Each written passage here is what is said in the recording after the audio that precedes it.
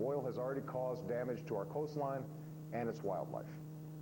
And sadly, no matter how effective our response is, there will be more oil and more damage before this siege is done. That's why the second thing we're focused on is the recovery and restoration of the Gulf Coast. You know, for generations, men and women who call this region home have made their living from the water. That living is now in jeopardy. I've talked to shrimpers and fishermen who don't know how they're going to support their families this year. I've seen empty docks and restaurants with fewer customers, even in areas where the beaches are not yet affected. I've talked to owners of shops and hotels who wonder when the tourists might start coming back. The sadness and the anger they feel is not just about the money they've lost. It's about a wrenching anxiety that their way of life may be lost. I refuse to let that happen. Tomorrow, I will meet with the chairman of BP and inform him that he is to set aside whatever resources are required to compensate the workers and business owners who have been harmed as a result of his company's recklessness. And this fund will not be controlled by BP. In order to ensure that all legitimate claims are paid out in a fair and timely manner, the account must and will be administered by an independent third party. Beyond compensating the people of the Gulf in the short term, it's also clear we need a long-term plan to restore the unique beauty and bounty of this region. The oil spill represents just the latest blow to a place that's already suffered multiple economic disasters and decades of environmental degradation that has led to disappearing wetlands and habitats.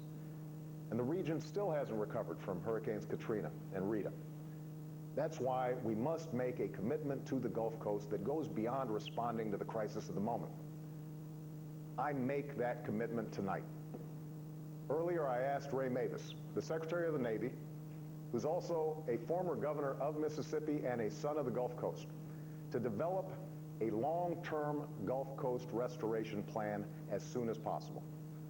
The plan will be designed by states, local communities, tribes, fishermen, businesses, conservationists, and other Gulf residents.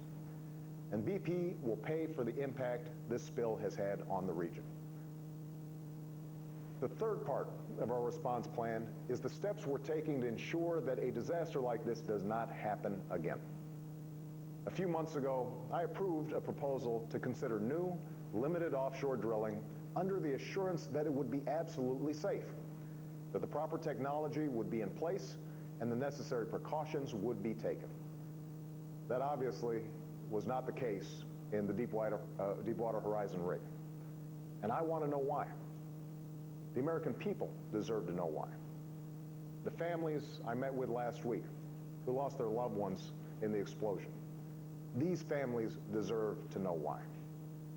And so I've established a national commission to understand the causes of this disaster and offer recommendations on what additional safety and environmental standards we need to put in place. Already I've issued a 6-month moratorium on deepwater drilling.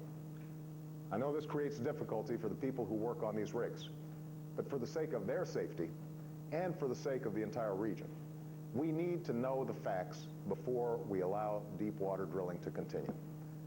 And while I urge the Commission to complete its work as quickly as possible, I expect them to do that work thoroughly and impartially.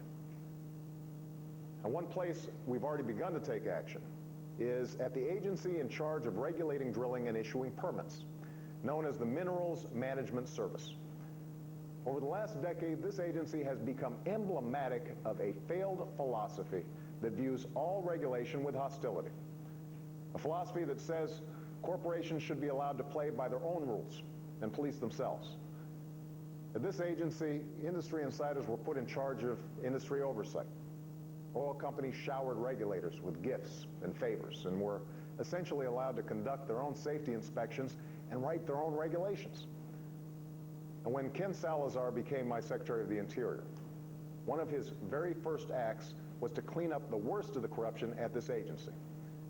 But it's now clear that the problem there ran much deeper, and the pace of reform was just too slow. And so Secretary Salazar and I are bringing in new leadership at the agency, Michael Bromwich, who was a tough federal prosecutor and inspector general. And his charge over the next few months is to build an organization that acts as the oil industry's watchdog, not its partner. So one of the lessons we've learned from this spill is that we need better regulations, better safety standards, and better enforcement when it comes to offshore drilling. But a larger lesson is that no matter how much we improve our regulation of the industry, drilling for oil these days entails greater risk. After all, oil is a finite resource. We consume more than 20% of the world's oil, but have less than 2% of the world's oil reserves. And that's part of the reason oil companies are drilling a mile beneath the surface of the ocean, because we're running out of places to drill on land and in shallow water. For decades, we have known the days of cheap and easily accessible oil were numbered. For decades, we've talked and talked about the need to end America's century-long addiction to fossil fuels. And for decades, we have failed to act with the sense of urgency that this challenge requires. Time and again, the path forward has been blocked, not only by oil industry lobbyists, but also by a lack of political courage and candor. The consequences of our inaction are now in plain sight. Countries like China are investing in clean energy jobs and industries that should be right here in America. Each day, we send nearly $1 billion of our wealth to foreign countries for their oil. And today, as we look to the Gulf, we see an entire way of life being threatened by a menacing cloud of black crude.